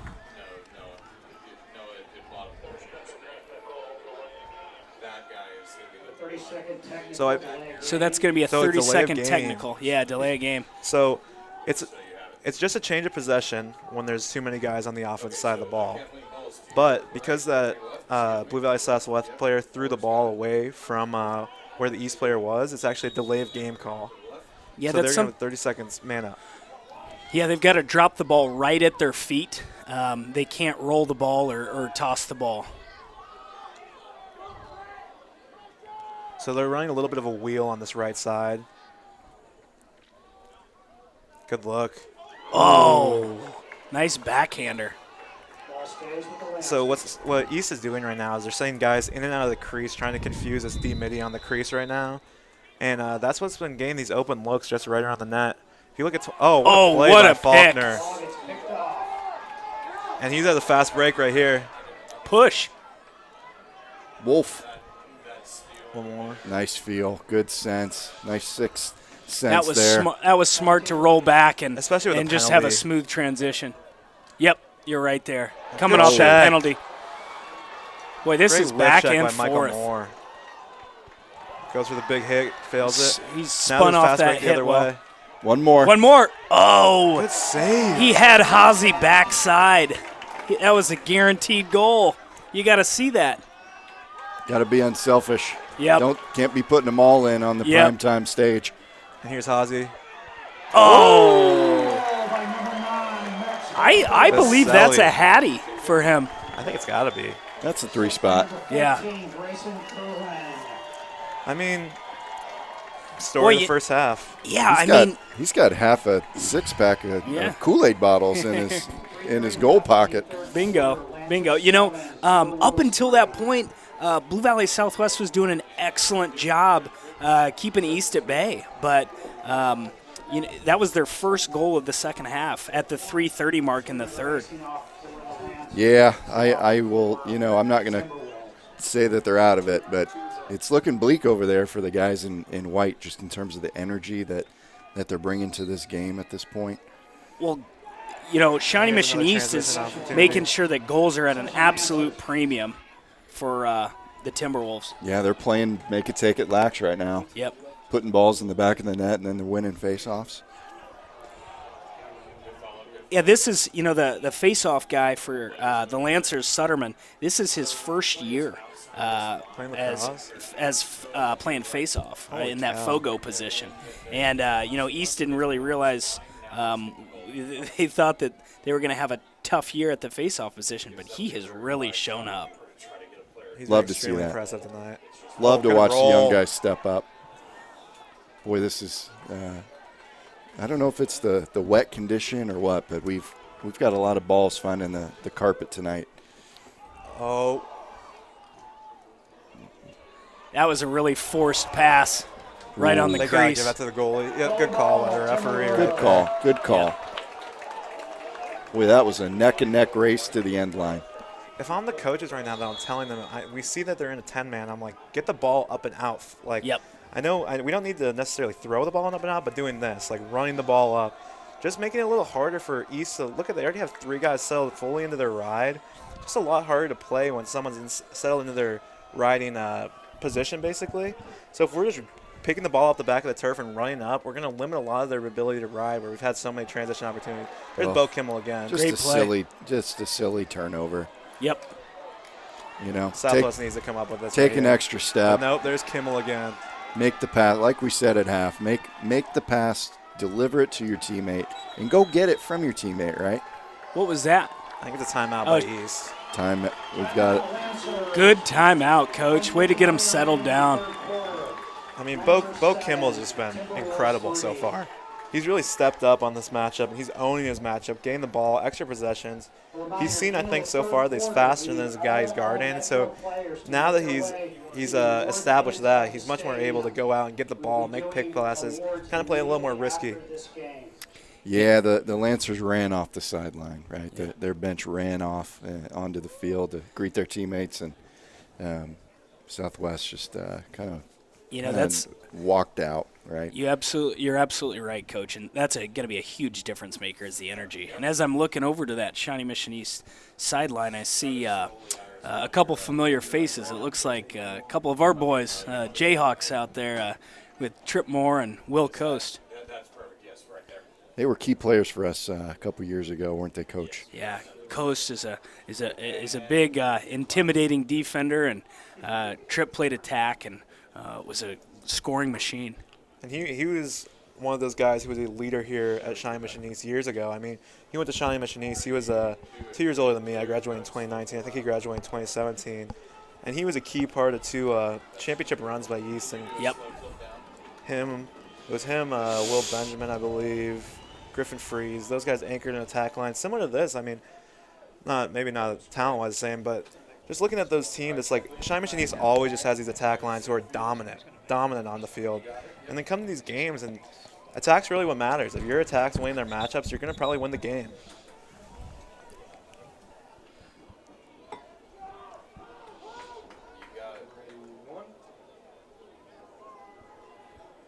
Yeah, I think somebody just popped in the booth a minute ago and said that Griffin was watching the game for our broadcast. He's up playing at Marquette. Local KC legend, you could say. Yeah. So here's Stoller starting it up. Going over to Grayson Kerwin. Oh, good defense. Great. Man's gotta be game. Interference. Man's game. They're really letting him play on these ground balls. It's just Yeah, looked like he I'm was loving holding it. his stick there, and good check. Yeah, I'm loving that the officials they picked a really great crew tonight, that the officials are letting these boys play. This is a really experienced group. I mean, they were Yeah, they were it is. reffing the entire time I was here. Yep. And there's a They ward. have been. And see, even when they do blow the whistle, that's a good call. I mean, Ward on Lancers. It's- Ball goes to the Timberwolves. So a ward is when the player is taking his off-stick hand and creating some distance by pushing that defender away. Another unforced turnover. errors. Man, they give you a gift like that, and you just throw it away. I know Yeah. Shawnee Mission East has been good on the ride, but I mean, you guys settle into your tendencies still. Yeah, it's tough. I'm just up here observing body language, right, and watching general attitude and energy. Good pass. Oh, that one hurts. Yeah. You got 50 seconds left. You just turned the ball over. You know, Blue Valley Southwest just gave that to East on a silver platter. They did. They served it up, didn't they? And you just look at the vibes out there on the boys in white. Just throwing hands up in the air, looking at each other. They're searching right now. They're searching their collective team's soul, trying to figure out who's going to step up and make a play to get them back in the game. Yeah, and number 22, Sailor, this half. I mean, I think he's been such a spark for Shawnee Mission East just in the clear game. It's almost like exactly what Southwest needs, who's someone who's just pushing transition, unafraid of the moment, running up and getting the ball to the attack. I mean, that's 2 more goals this quarter that have come off of Southwest turnovers for East. In the 66, East hasn't scored this half. Wow. Errant pass. That's another one by Sutterman. He's doing an excellent job winning those faceoffs, but he's got to control that stick. I'm wondering if the head of his stick getting warped from those faceoffs is contributing to that issue. True, and the sun's also pointing right over this way. I think so. I think it looks like that. Yeah. So that might be another thing. You might have saw something over there, but just because of the way the sun is right now, coming in and out, it kind of gets hard to see sometimes.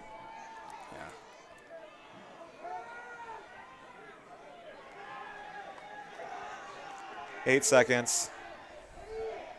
5, 4, 3. Can't shoot from out there. Take a shot. There you go.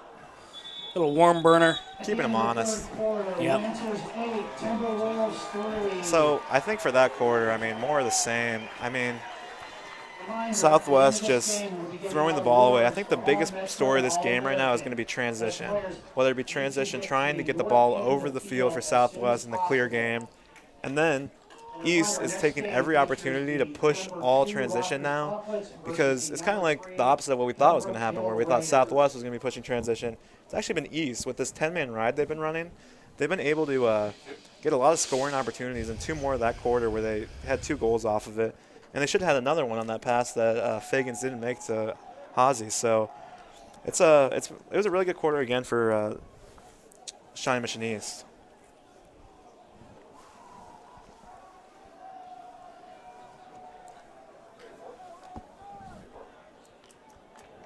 So 12 minutes left in this game. 5 goals again, a deficit that has been and will be in the future overcome in a game of lacrosse. So I think you get a couple early ones. If you're Southwest, you try and get a couple early ones and then make it a close game and kind of hope that Shawnee Mission East keeps making some mistakes, because there has been opportunities. I mean, we've seen the Ward call. We saw a couple errant passes from Shawnee Mission East. It's not just Southwest, but Southwest has just not been as dominant on ground balls as we expected them to be right off the bat. I mean, East, every time it seems like there's 3 black jerseys around the ball, picking it up, fighting guys off. And so versus the 1, maybe 2 guys from Shawnee Mission East. East has been really scrappy, and they've been on the ground a lot, and it's because they're fighting for those ground balls. And Exactly. as Coach Elmer said early on, ground balls win games, and we're seeing it. Case in point here tonight. And look at Sutterman just bodying them. And they get the call. Southwest parents below us, I can attest, are not happy with that call. Oh, Good stick. That saved Yeah. the goal. yeah, he had that long pole, and he had that 6-foot pole draped across the passing lane. Ooh, and, there's a flag. Made that There's a difficult. flag. That's a cross check coming.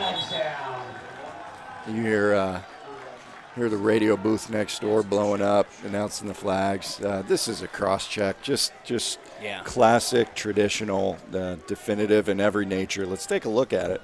So head down on the knee, and you just body and clear through with hands spread and stick out. That's an easy call. I mean, usually that's a fine lacrosse play, bang lacrosse play, but when the guy's down on his feet or off of his feet, you're going to get that call. And Southwest gets a timeout here.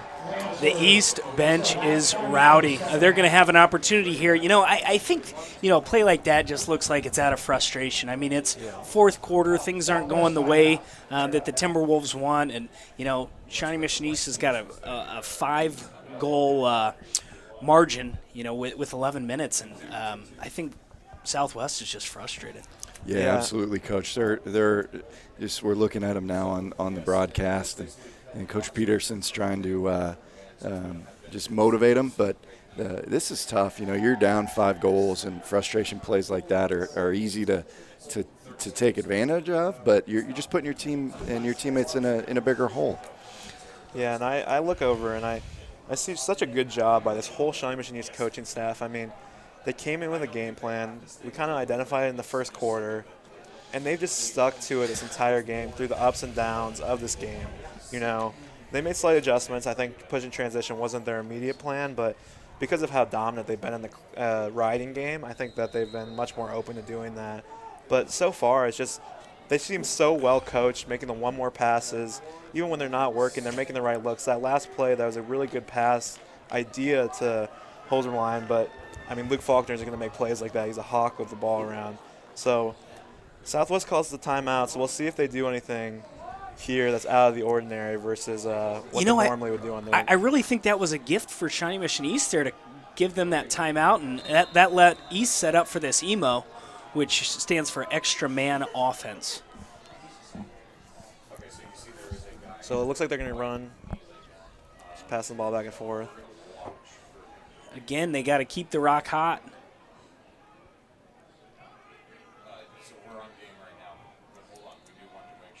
And here's a little offside wheel action. Can't score from back there. There you go. It's really look. tough to get it in under GLE. Good play. Oh, great look. Backed up shot. Lancers keep And like you guys said, I mean, that play was clearly a design play that just happened. Yep. Good You know, save. by Peterson. really with a little better placement, that would have been I think that would have been a goal. I agree. He put it right in the goalie's stick, and if he puts that in the 3-hole, that's going in. Here's Gillis right now running it up. Good pass. I mean, Southwest needs one here. Oh. Boy, that was a And- great look. Just came Yeah. in a little too hot and was unable to handle it. But here we go. Southwest playing defense again. I'm sure those Southwest defenders are getting frustrated. They've got to look down the field and say, guys, value the possession. Come on.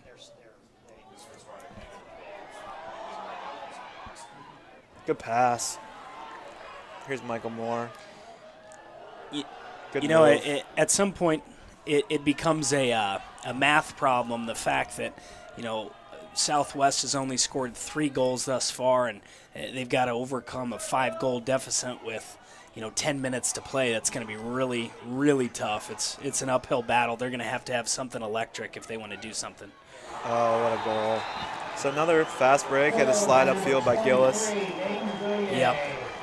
Finding some top cheddar, that might be the nail in the coffin right there. That's Aiden Bouye right there. I am seeing some surrender Cobras from the Southwest bench. Great look, just changing plane slightly, shoulder width shot, just tickling that one right under the crossbar. Beautiful little lacrosse play. Well, it's what we love to see. And I mean, I can attest, playing in these games, it's like, this is when it's so demoralizing playing East, when it just seems like you play defense for so long. I was a defensive player. I still play defense in college. And when you're playing defense the whole game, it's so hard to stay positive when you're just seeing them coming down over and over and again. Great ride. check. Ball goes to the Timberwolves. So Nice see if little Southwest can scrappy climb lax right there. Yeah. Nice job by our camera crew catching that action. Kudos.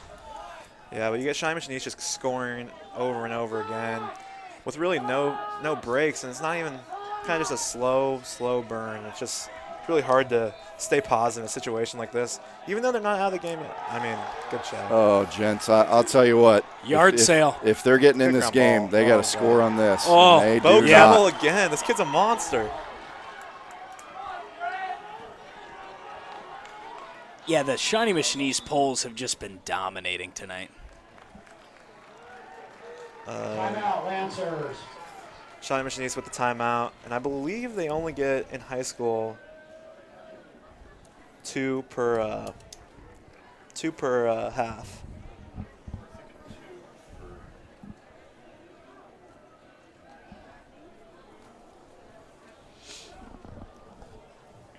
And I think Shiny Machiniste has made such good calls of timeouts during this game, just by saving possessions and being really smart on that.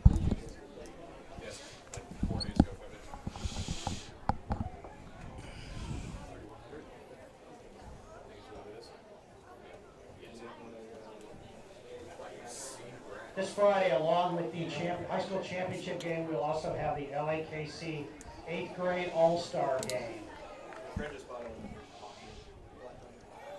Great chance to check out future talent in the league. And they just called over the loudspeaker that for the championship game on Friday, great tradition in the LAKC is they actually have the 8th grade All-Star game. So all the 8th graders from across the city get to come play on this field, get a chance to see what it's like, and then they get to stay and watch the 2 best teams in high school compete afterwards. It's really a great tradition and really smart by the LAKC, just promoting that sense of community we've been talking about so far.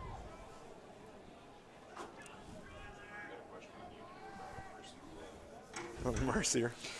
Oh boy, hold on. Hold on. Timeout. I have it, friends.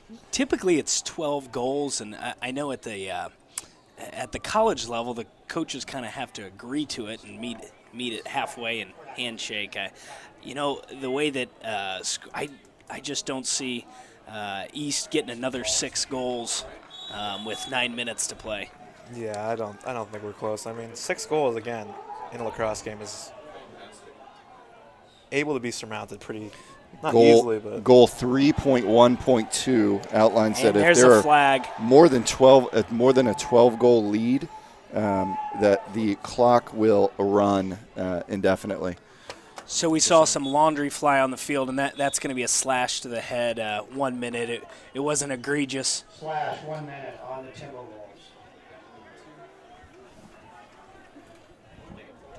Again, a reminder, all Metro, all American players should be heading towards the north end of the stadium to get their awards. So after this game, following this game, we're actually going to honor the All-Metro players. There's 3 teams of All-Metro kids that get chosen every year, and it's a pretty big honor to be selected in that group. There's first team, second team, and an honorable mention. I mean, all the guys you see have been showing out, have basically been on the All-Metro team this year.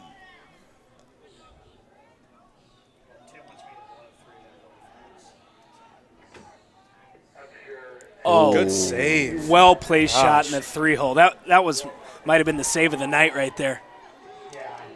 Save by Peterson. Good defense by Michael Moore. He Man, really is. he Like is. I said, absolute ball hawk. Just max effort guy. It's so good. I mean, what a game plan by Coach Schmidt. This is such a way to neutralize the Faulkners' ability to run the field by putting their best defender up there, locking everyone off down low. It's just been really, really impressive game planning so far. Yeah, he just meets him right up there. Like you said, very non-traditional, but, you know, he's meeting him at the midline and saying, Nice thou dodge by shalt not Fagans. pass. Or that's Hazy right there. Max Hosberg. How many is that tonight? 5? God, I think so. Closing in on that sixer of Yeah, Kool-Aid. 6-pack. I mean, this is what happens, and you always see this in the LAKC championship game, whether it be in 2019, a guy like Crosby Gasaway coming out and carrying Rockhurst on his back to the championship game, even though they had some key injuries. Or this year, I mean, Holderline's going to if nothing changes, is going to beat the #1 team in the LAKC, a team that went 9-0 this year in LAKC play. I mean, this is what it takes to win, and we talked about it. We highlighted it a little bit in the broadcast earlier when we were doing the pregame. Some of these guys just step up when it comes to tournament time, and these Shiny Machiniste attackmen have been dominant tonight. You know, like I said early, you know, first 1 to 10 is going to win this game, and unless they can find Paul Rabel to put a uniform on it, I don't think we're going to see a 7-goal swing here in 7 minutes. No. Nice kick save by Dylan Peterson there. I do not believe that Southwest has scored since the second quarter. I think they might have had one They had in one. the third. It was They had 2-6. early in the third. Yeah. Okay. But since then, I mean, it has to have been at least 10 game time minutes since they scored. I think they got that first one, and then it's been all East the rest of it. Good double. Good Get double. the ball out. Nice takeaway. Oh, Oh, careful. Oh, brother. Need this ground ball. I mean, I don't even think they've had the ball on their side of the field this quarter, it seems they really like. haven't. Oh.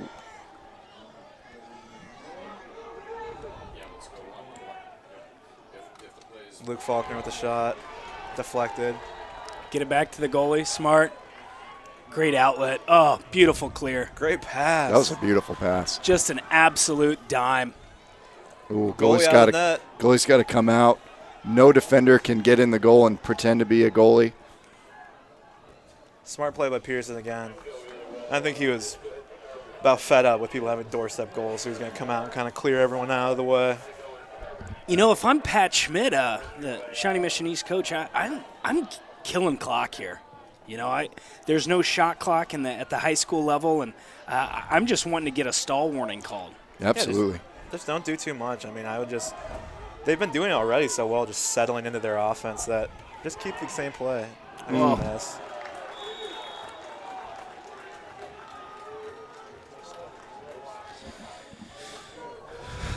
Timberwolves maintained possession off that backed up shot.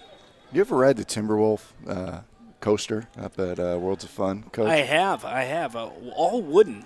What a slide. All wooden coaster. Rather rickety. Rackety. Yeah. I mean, Michael Moore. Oh, goodbye. Goodbye. Oh, he juked him out of his jock there. I mean, go score. Wow. Everyone is erupting. That kid's a monster. He really is. First, he makes one of the best slides I've seen at the high school level all year. You know, can't as you mentioned, he's headed to Stevenson next year, and he's going to be a great player for them to have at the next level. He's having a game.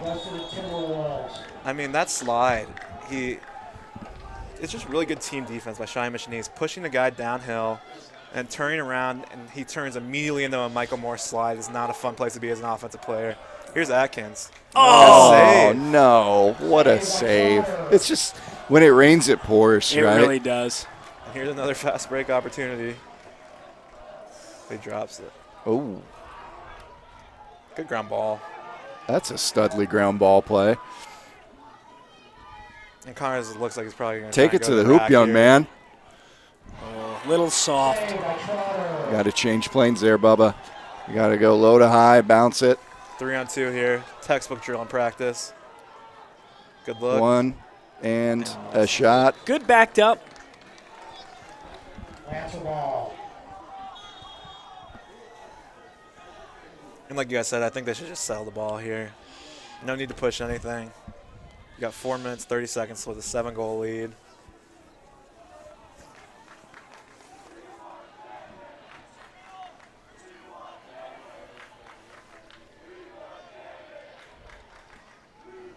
Got some chants erupting I'm from the trying students. to. I think they're calling for a bench player to go in.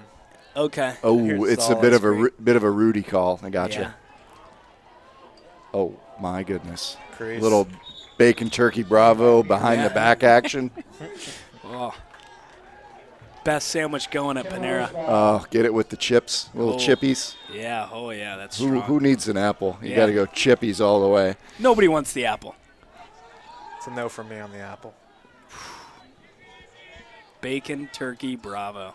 Love it. Love to see it. Here's It's a Atkins. beautiful shot in this sport. It's kind of when you're out of real estate and you just need to put that behind the back and sneak that past the goalie's shoulder. Absolutely. Good handle by Nevin. Nice, Ooh. nice description, Coach. Oh, wow. What goal! What?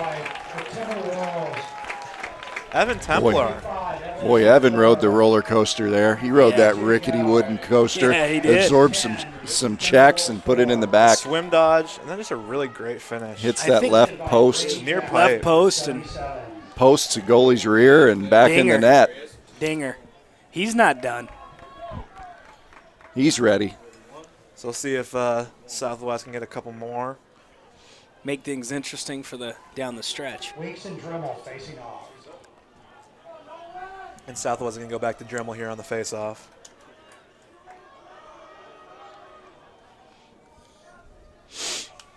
Be still, Cody. Can't be moving those sticks. Yeah. This ref is named Fez. He's very, very into the face-off game. He really is. He'll talk to you about it for hours. And there's a good win by Dremel. We got to be pressing here, though. If I'm Southwest, getting the ball to someone immediately and then dodging. Yeah, Fez has been officiating for a long time, and I coached in the Vail shootout a few years ago, and he was over there as well, officiating one of the games, and I knew I was in good hands. Yep.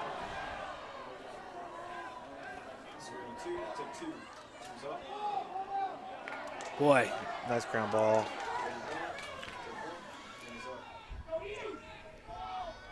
oh, Tough shot. And no Probably backup. And good once chase, that one but back. And that is that Wow. going Lancer ball? Boy, you can't. Yeah, you can't have that. If you're trying to claw your way back in, you've got to be backing up the shots. Nothing will frustrate a coach more than not backed up shots. We're at the 250 mark right now. Great clearing 245. pass. Just sit on it. If you're the Lancers, you want to just sit on it here. So previewing for the next game, we actually have 2 All-Americans who are going to be in, or 3, 2 academic All-Americans. Oh, what a save. Save by Peterson. 2 academic All-Americans and then 1 All-American in the next game. So we got a lot of exciting lacrosse to come tonight.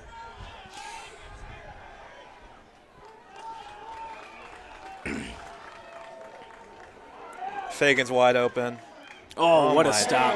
I mean, there's a lot of negatives in this game for Southwest. Dylan Peterson, the junior goalie, is a shining bright spot. You're absolutely right. Not one of the dull moments. He's been excellent tonight. Absolutely standing on his head. Turnover, unforced error there by Southwest. I get it. At this point in the game, you need to just push it, but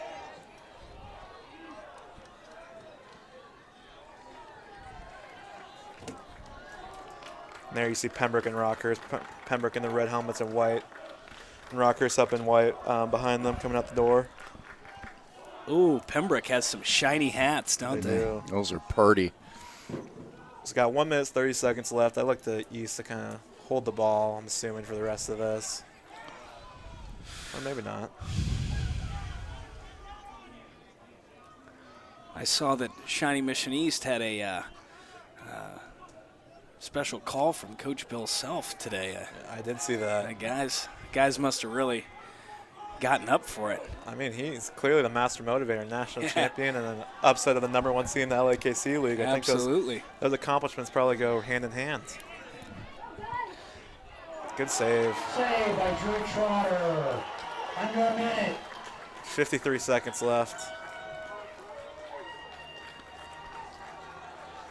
I think I'd take this one to the cage right here. Yeah. Nobody's No one's on him. No one's on him.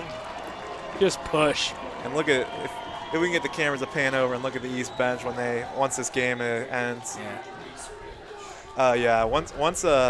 Actually no, it's fine. Once the clock hits 0, let's get that East celebration after this.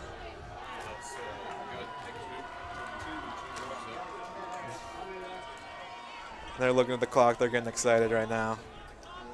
How could you not? Boy, this was a sound drubbing here on the they're part of the solid. Lancers. They really did. That's a great At no player. point in this game were the Timberwolves even in it. They just commanded. Shiny Mission East commanded from start to finish. Absolutely. Well said.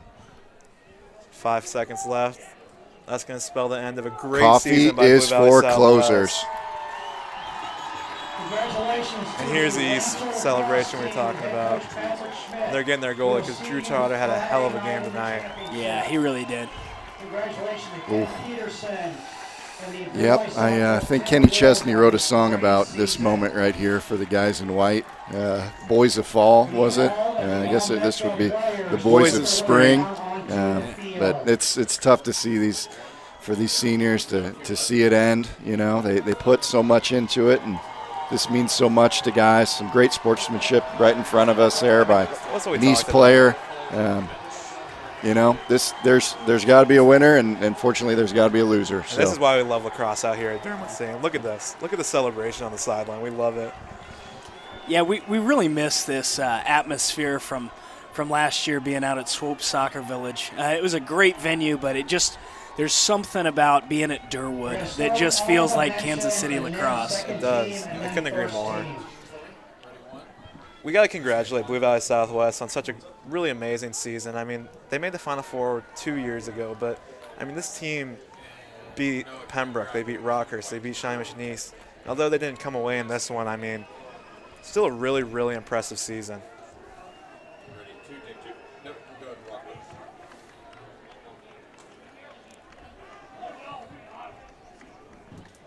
Here come the Hawklets walking in.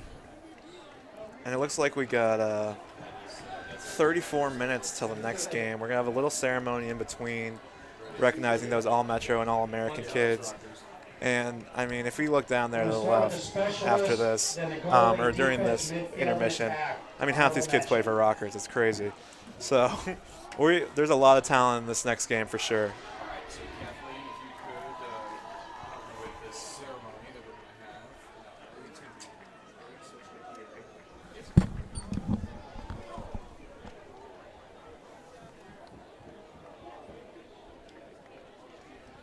And like we said, great sportsmanship all around on these sides. I mean, these guys will be together in 2 weeks playing, competing all over the country, representing Kansas City lacrosse together. So this is all about pride, and it means so much to these kids. But at the end of the day, like we said, the community's tight. Everyone's really good friends. So tough loss for Southwest. Great win for Shawnee Mission East, but the trend will continue. These teams will always battle, and I hope Southwest clearly is in great hands. They'll have a great future ahead of them.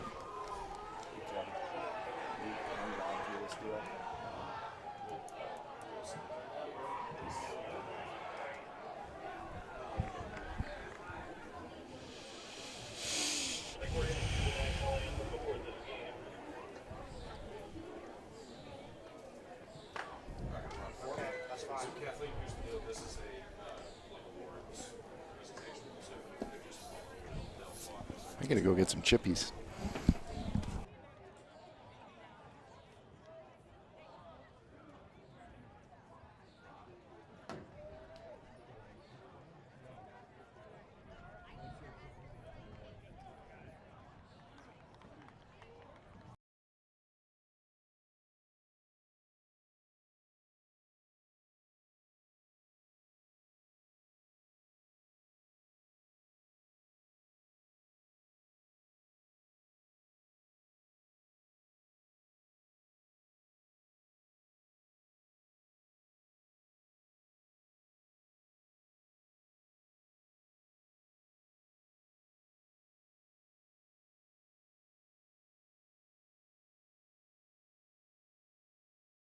All right, we're going to announce the LAKC All-Metro team. We're going to start with honorable mention. The specialists, Holden Fager Olathe, Henry Kemp Rockhurst. From Blue Valley West, Colby Pittman, goalie. On defense, from Blue Valley East Side, Sasha Simadis. From the Lancers, Bo Kimmel. From Blue Valley Southwest, Daniel Bashir. In midfield from Rockhurst, Colin Commenda. From Northland, Ben Hensel.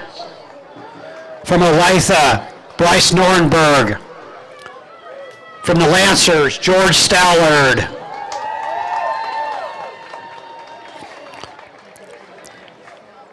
From Olathe, at attack, Cale Dries. From Lee Summit United, Addison Kemper. From Northland, Marshall Moore.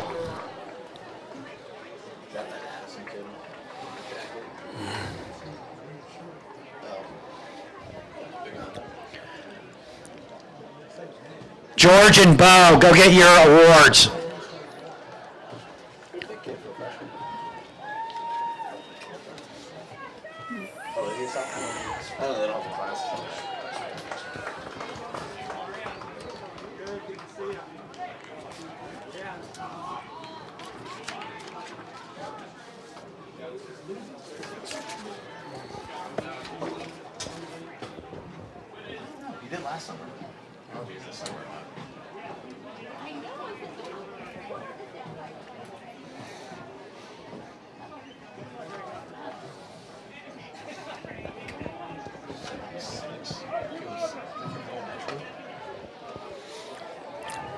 And now for specialists for second team All Metro.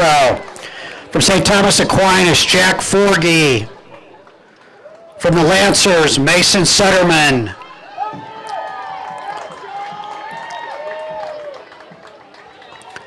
At goalie from Northland, Santo Monachino.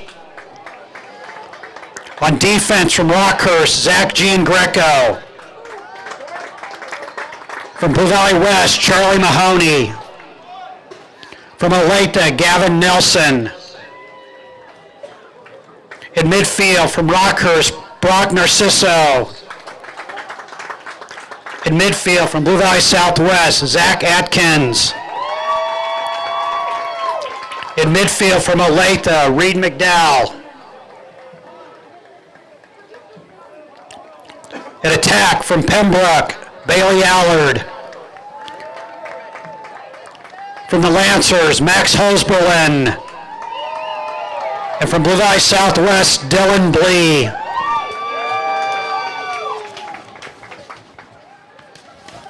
Can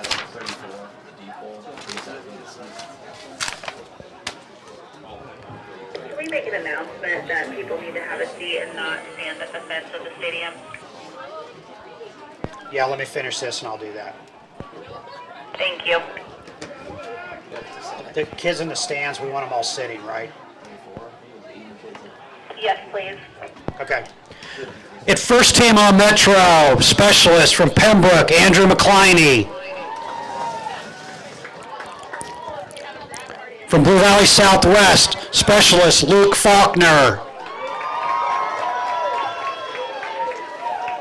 At goalie from Blue Valley Southwest, Dylan Peterson.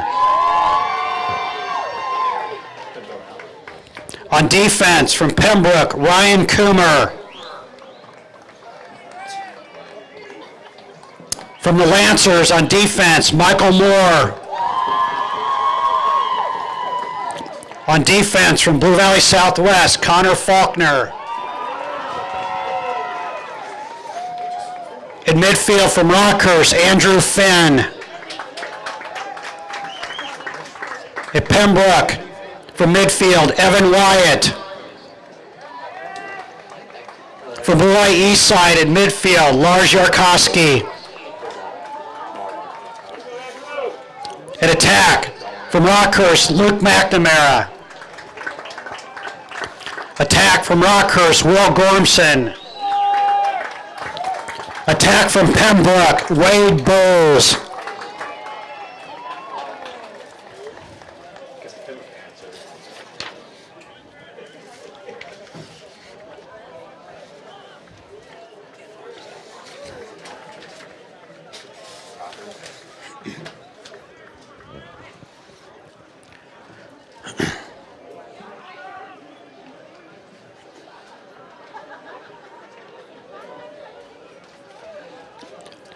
Our assistant coaches of the year from Blue Valley Southwest, Dan Leff.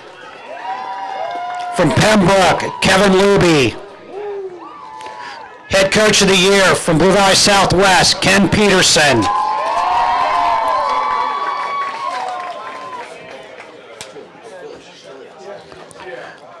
Our Bob Scott Service Award goes to Drew Siebes from Blue Valley Southwest.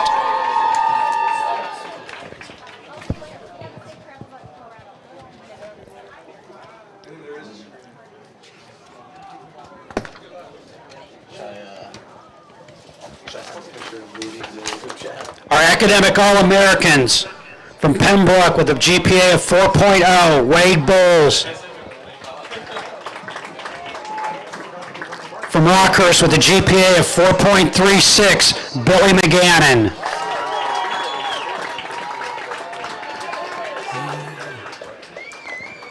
Our two U.S. Lacrosse All-Americans this year, from Rockhurst, a senior midfielder, Andrew Finn.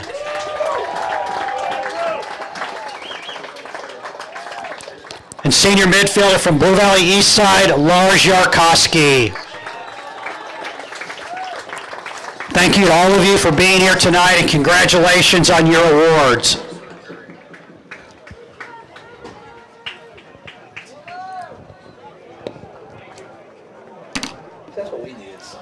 During this next game, everybody will need to be seated. You will not be allowed to stand at the fence.